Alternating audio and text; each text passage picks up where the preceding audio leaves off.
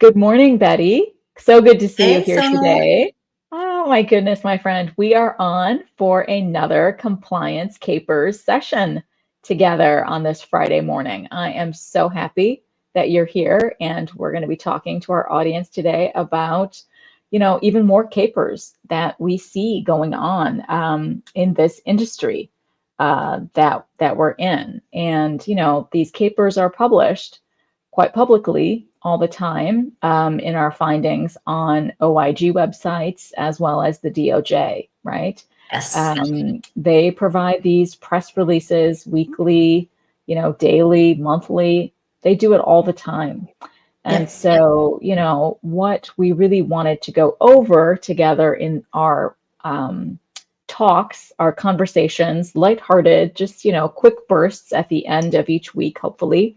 People want to remember compliance, right? That was the whole goal of this conversation Yes. being held on Fridays, because I really wanted the audience to kind of have an end cap to their work week, right? An end cap to remember that proactive compliance, definitely in our opinions, is way better, right, than playing this game on the back end, right, of receiving Yeah. these types of correspondences from the government when they find out these wrongdoings that have been going on. So we Yeah. really try to stress to people who have found us on Compliance Capers that you don't want to be involved in these types of stories. You don't want to be involved in these types of You big don't want bad us talking papers. about y'all. Yeah, no, you really don't. Yeah, we see it across the country, and I know personally we haven't had any of these big press release cases, which is a good thing, which is why we can talk about it. Again, Yes. vaguely in generalities, you guys can all look things up for yourselves and kind of figure out what case we're actually talking about. But we are very vague on purpose on our Yes. conversations because we really want it to be educational, Yes. because we do go deeper in terms of the actual coding mistakes and errors that might have been going on in these cases. Again, simply because my good friend here and I, we are certified coders, we are certified medical auditors, we are compliance professionals. And so this is the type of work that we do every day. And we are well aware of the vast variety of specialties that are out there, and we do, have our pulse on what is going on in the current code changes, especially here we are already in Yeah. 2024. And there's a bunch of new CPT codes and a bunch of new HCPCS codes, and of course, all of the new E&M guidelines that have been going on now, right, since 2021, 2023, and we definitely have some more guideline changes right now in 2024. Yep. So, these capers are huge, but in terms of what we really wanted to try and dive into for today's conversation, is going to really piggyback from a previous conversation that we had together. And it involves upcoding of services, right? When it comes to that term upcoding, I know we hinted at this last time that it is a CMS construct, this term of upcoding, right? It's not a good look, right? When you're upcoding something, that means you're trying to elevate the service and not be as honest Yep. in terms of what you did. And again, that's to gain more reimbursement. So, my friend Betty, I'd love to hear from you on what case we've pulled for our conversation today in terms of upcoding services and what went wonky in this case and what did they do? Yeah. Wonky's a good phrase to think Yeah. about it. The one that the one that we pulled is about a company that is doing biotelemetry, and it was their siblings, brother and sister, allegedly. They are headquartered in Pennsylvania and out by you in Rosemont, Illinois. Oh, so So close. Oh my I goodness, know. that's so close to me. Uh-oh. Well, last episode we had Florida, so we hit my Close to you. territory. So Okay, this okay. time, So now it's my turn. Okay, no, okay. That's fair. That's fair. so what this company allegedly has done, because they settled, but they settled for more than $14.5 million. So, but allegedly they were getting orders from physicians for Holter monitors. And what the Holter monitors, they're hooking the patient up for the EKG, and they wear it from between 24 to 48 hours. And when the patient feels they're having an event, they like hit the button and it records it. And then Mm-hmm. after it's been worn, they remove it. Then it goes to be read, all the events, they read it and come up with a report. Now, they also have cardiac telemetry, which with the telemetry, they hook it up, but it's now real time. It goes to like the cloud. And then they have a group of people that monitor it. And when the patient's having events, they're looking at them in real time, and they can even notify the physician or the APP, whoever ordered this for the patient, and let them know, hey, this patient's having arrhythmias that are going Oh, on for wow. this long. And Mhm. so it's a much more detailed, involved process when they do telemetry versus a Holter monitor. So what this company allegedly was doing was, when they would get the Holter monitor orders, they would hook the patients up for telemetry anyway, and kind of ignore what the order said. Or if the order was kind of vague, like the physician or APP who was ordering it wasn't sure exactly the Mhm. verbiage to use, they would Mhm. go ahead and hook the patient up with the telemetry because it paid a lot more. Now, with the Holter monitors, you're looking at the CPT codes from 93224 through Mhm. 93226.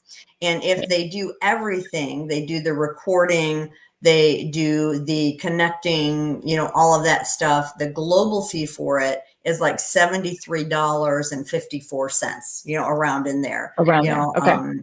and then if they do the telemetry, which is over 30 days, the A full month. monitoring for that in real time continuously is like $849.55. So you've got a huge difference in what this Yeah. company is being paid Right. for doing something other than what they were ordered to do. And Wow. so that's kind of what was going on there. And they knowingly did this Mhm. because the telemetry pays a lot more. Allegedly, they knowingly, allegedly did it. Okay. So they're having to pay, all of that back to the tune of, as I said, over $14.5 million to settle this, which means that it might have even been higher, Uh-huh. but this is what they settled for. Right. So Oh my it's goodness. just not, once going back to, again, our previous discussions, yeah, the money into the program, and there's Mm. a finite dollar amount that we have out there. So when these people that are pulling these capers and getting all this money that they don't rightfully deserve, it's taking away from all the other things that we need to be spending it on, and we need to be giving it to our physicians and APPs and facilities that are doing the right things. We need to make sure we have funds to pay those things. So that's what these guys did. That is unbelievable, right? That they just skirted doctors' orders. They Yeah. just didn't care. Nope. That is appalling, right? So they could pocket more reimbursement. There's a big difference there between $70, what the doctor actually ordered, and the telemetry, which they knew they could receive just around, $900 for that. That's insane. Yeah. Yeah, so the reimbursement difference there was the motivating factor for this Yep. caper, for these Yep. people, for this duo, right, of Yes. siblings Yeah. to take this on. That is crazy, right? So when these types of cases come to fruition, right? That's when you and I really dig our heels into these types of reports, press releases, etc., right? Because we can really dig in again, refresh ourselves on these types of services, right? Where the guidelines are clearly outlined in CPT, right? For these types of cardiac monitoring services. There are guidelines written right there in our CPT books. A whole section is carved out for those types of service lines. Yep. And it's a shame that in this case, allegedly, right, the providers just did not know that this company was doing that to their signed orders, right? They Yep. sort of manipulated everything and just did what they wanted. And, after so much time, this company was found out. And like you were saying, hinting at, allegedly they are settling for only this amount. It could be a lot more, right? Yep. That was actually being billed out. So yeah, it's egregious what this company had done. It's terrible. And, absolutely true. The Medicare Trust Fund is depleting. And, we wish there were better ways to catch these kinds of Yeah. fraudsters earlier, like catch the fraudsters in the act much earlier, um, and address the situation much earlier. So again, the amount of recoupment isn't in these millions of Yeah. dollars, Yeah. $14 million Yeah. and more. And looking at it, when you said that, I just went back. It was from 2014 through 2020. So 6 years. 6 years, you see? Yeah. So it's like, yeah, I wish there was a way to, have caught them earlier, like right then in 2014, like right away, just within those few months of that year. Um, that's something that you and I talk about a lot is there has to be better systems at play, Yeah. Yeah. processes at play on the payer side, right? Yeah. Because you and I do a great job on the provider side trying to Yeah. put these stops in place at practices to make them check on what they're doing before Yes. they're pushing claims out the door. So we know we're trying our very best on the practice side to help, but on the payer side, there has to be a lot more ways that they can implement some sort of stops, like hard stops, once they see a certain threshold being met. Just go ahead and shut that down immediately instead of stretching it out for all of that time and then allowing those types of companies or entities to receive erroneous reimbursement like that for that 6 year period of time. That's Yeah. also Yeah. appalling. Well, and they look at just that specific period of time, but this was released out in December 2023. So, Yes. like from the December 2020 till December 2023, it's not like they 2023. stopped doing it. Right, So right, exactly. Yeah, yeah. that was just the True, time period they were looking at. true. And it just, the whole pay and chase thing, I just, Yes. It's it awful, doesn't really, awful. it doesn't work that well. It doesn't work. And No. for everybody who's going nuts about all the prior authorizations, right? Yeah, When you think yeah. about that, why do you think they have to have them? They have to have them because of stuff like this.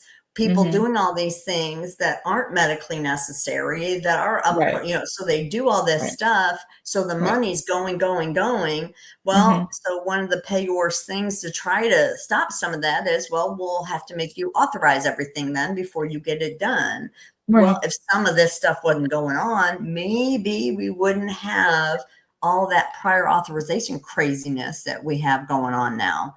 right. I mean, that's finally they've had to step in and start. CMS is like, hey, we got to cut out some of this stuff. It's just getting nuts. But on the payor side of it, they're like, well, unless we audit every single person that sends us claims, what else are we supposed to do? So it has trickle down Yes, effects on true. other things that are good Mhm. compliant practices Mhm. are Mhm. doing, and they Mhm. have to jump through a lot of these hoops because of these fraudsters pulling all of these capers and depleting our resources for what we have to pay for healthcare services. It's just nuts. Absolutely. My gosh, yeah, we are ranting. Yes, absolutely. Because the money is depleting. Absolutely Yeah, true. Yeah, and prior authorization is through the roof in our industry, right? So that's yet another hoop that our providers have to jump through, right? They yeah, already do enough hoop jumping, in my opinion. They do enough, yeah, right? yeah, And this prior auth stuff, that's a great point. That's why so many more service lines require prior authorization, yeah, because of this back end mayhem, that that each of the payers is actually seeing, right? From yeah, commercial to government and anything in between, they are seeing the mayhem, and so they're like, well, we're going to put a stop to it and make you jump through more hoops, yeah, and wait for some more time before we can allow those claims to go in and come into our possession, right? yeah, Because we need that prior authorization first to make sure that you are meeting all of our criteria for those services based on yeah, our policies. yeah. So, And so then you've got patients that are waiting for necessary, which is needed sad. procedures because Exactly. they're waiting for the prior authorization. And so from that patient care standpoint, too, Yeah. now you've got patients that have to wait for stuff that they actually need They- because having to go through these processes, because we've got these people pulling all these capers out here that are causing all these massive takebacks. And Mhm. for them, from the payor side, you know, when you look at some of these settlements and some of these cases where, they've sentenced people and been found guilty, that takes a lot of manpower on the payor side too.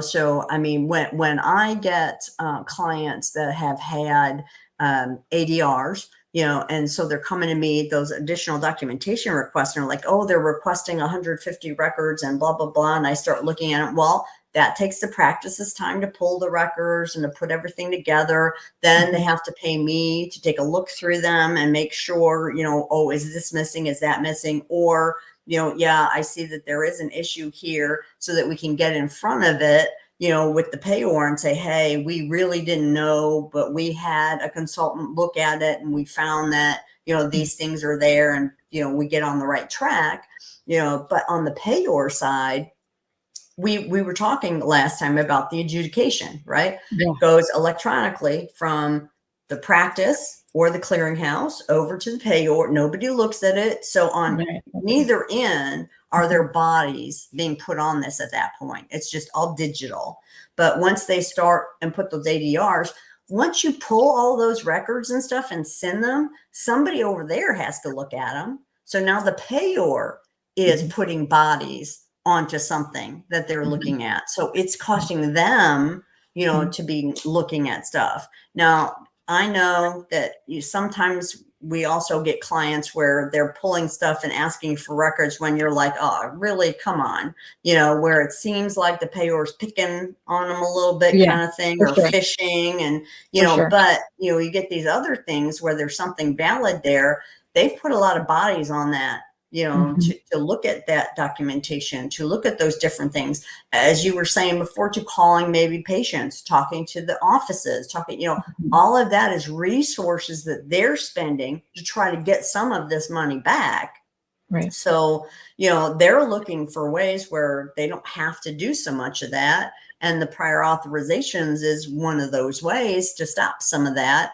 But that just makes it a migraine for everybody, having to go through that. Because, you're talking to somebody over there at the payor side, or going through things if you don't agree with one of their prior auths. And, so now you've got the argument going back and forth, and it just elongates that process. And Mhm. again, the poor patient is the one that's waiting and waiting for some kind of procedures that they need to have done, and can't get done now because of all this mess that these other people are doing. So it just causes problems all throughout, the healthcare field. Plus it makes us look bad.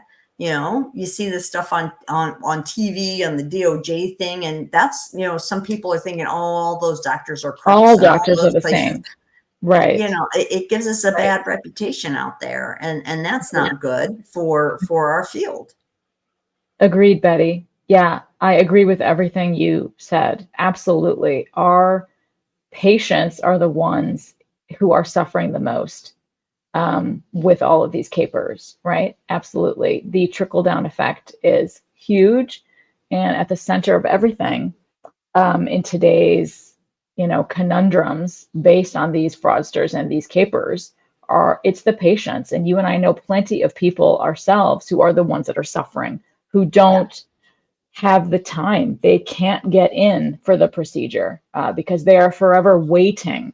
They're playing the game as well. They didn't want to be a pawn in this game, but they are.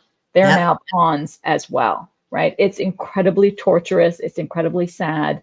And I agree with you, spot on. You're absolutely right. Is we all get a bad reputation in this industry, right? It affects all of us. Our providers are looked at like everybody's then horrible and they don't know what they're doing. They don't know how to practice good medicine.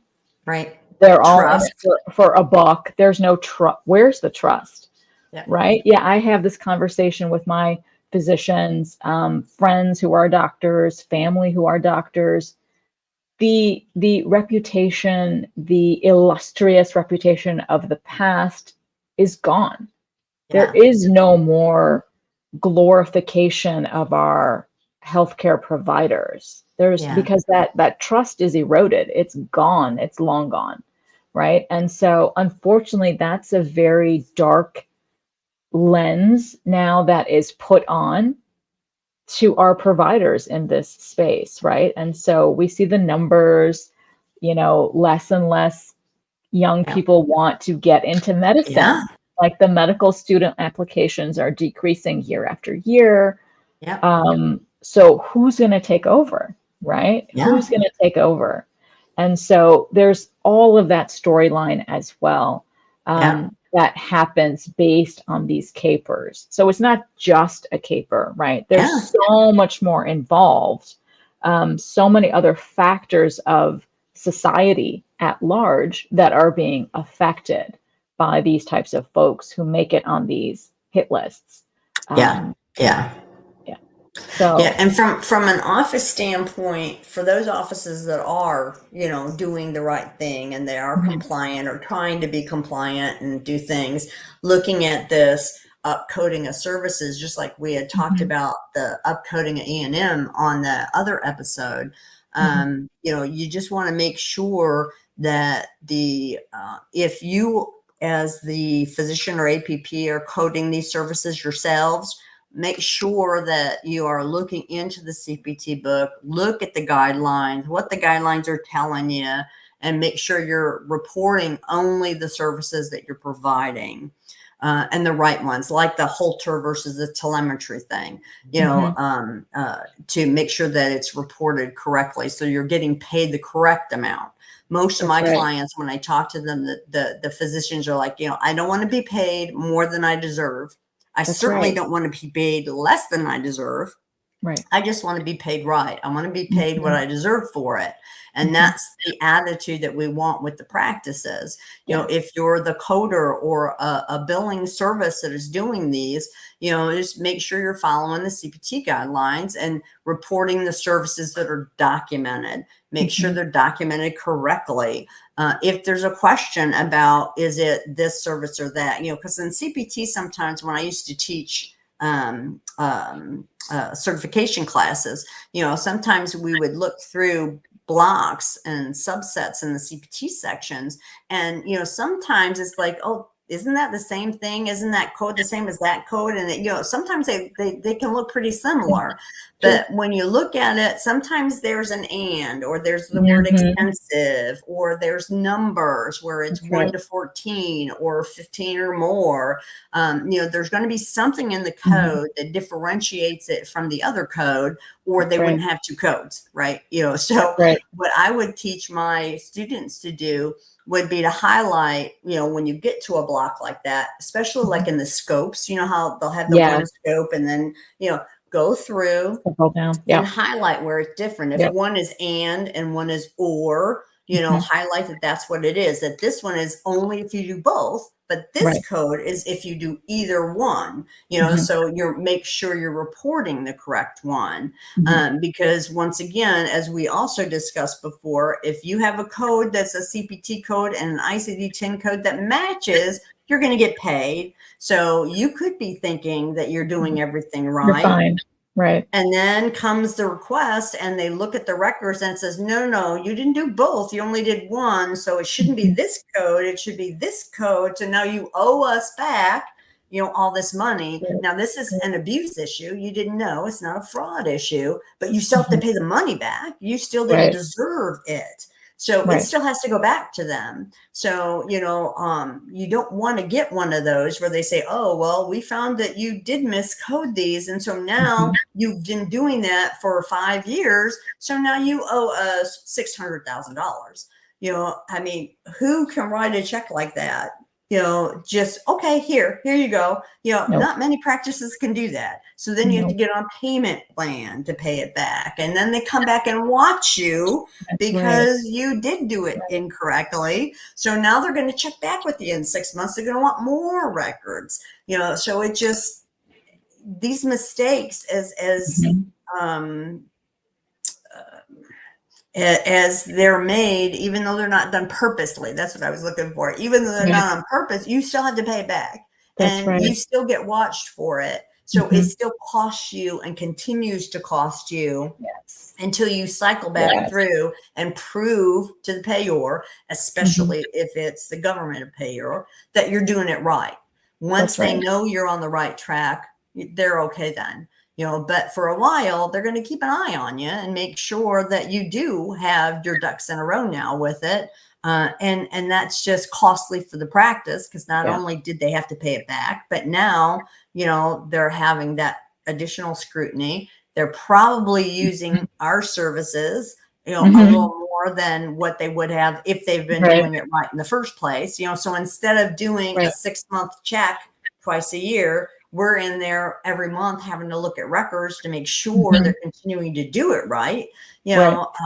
And that's going to cost them extra money. So, just getting it on the right footsteps to start paying attention to those CPT descriptors Hmm. is going to help just keeping everything running smoothly, getting the checkups from people like Sonal and myself to make sure that, yes, these things are all good. Or if there is an issue, you catch it right away. It's not 5 years worth of an issue. That's the things that you want to make sure you're doing when you are one of the good practices, doing the right thing. So this is how to stay away from becoming a caper, from us talking about you. Wow, Betty. So well said. I'm Everything. sorry, I just got Absolutely. on my No, roll no. there. Absolutely. No, no. That was so well said, right? It would be so much better for practices if they were able to find in their budgets room to retain certified coders on staff, right? The chances of you making these types of egregious errors are going to decrease tremendously if you retain the right certified professional coder on staff at your practice, right? Yeah. And then additionally, right, because that person is going to be in-house, their eyes are on your practice, excuse me, every day. They know your ins and outs. They know everything really, really well. It's really good to get outside eyes in your practice from time to time. Like we say here on Compliance Capers all the time, it's really good to get fresh, objective eyes in your day-to-day work on claims and then coordinating documentation, right? It's just good to do a spot check Yep. every 3 months, every 6 months, every year, whatever your budget allows you, right? Because that's even greater protection. Yeah. Because like Betty was addressing so eloquently. On the back end, if you happen to be caught up on trying to clean things up on the back end, it becomes very, very costly, right? Very, very costly doing things on the back end rather than taking the proactive approach that we stress here, is going to just go so much better for so many practices in the long term. Because then when you are audited by a payer, commercial, government, whoever, you can fly through that audit because you've already been looked at, right? You've already retained a certified coder on staff who knows the CPT codebook, who understands how to read all of the definitions after CPT, right? Because as you were explaining so well, there's that semicolon, then the word Yeah. and, then the, bifurcated bullet list underneath with all of the additional CPT codes that happen to follow. If you don't know how to read that, right, you could, mistakenly choose the incorrect CPT code because you didn't acknowledge that semicolon and then the word and, Yep. or the word or, right? And then you're Yep. picking the wrong CPT code. And then when you get people like us taking a look objectively, as external people who are auditing, that's an additional layer of protection, a cushion, right? That we've given you the go ahead. These look great. Everything is fine. Your documentation doesn't require additional tweaking. Everything has been followed properly and appropriately. So yeah, the back end of things, because that's where a lot of our strengths happen to fall as well, helping clean things up. But we do know that that becomes rather costly. So again, it's all about making sure that your reimbursement is appropriate the first time, and then you're not having to send back checks when they come to recoup those mistakes and errors, which again, we've stressed this in episode after episode here on Compliance Capers, is they will take the volume and start extrapolating, right? Yep. And making the numbers grow from just those few claims that we found in the month of January. They'll take it way back, Yep. and then blow everything up to a different proportion level. And like Betty was saying, nobody can just write a check. Not many of us can just write a check for 600 grand and be done with it and expect we're done and we're off the hit list, because no, you're not off the hit list. You're still being looked at closely for quite some time by the government. So you're not free and clear just because you happen to write a check. Yeah. Yeah, so you made some amazing, eloquent points there for today's episode. So I really do hope that people get a lot of takeaways here from our conversation today on Hope.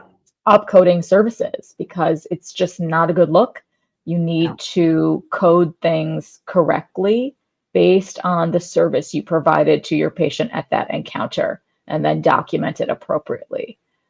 So everything can be cleanly done the first time. You don't want to wait and see what happens to you later.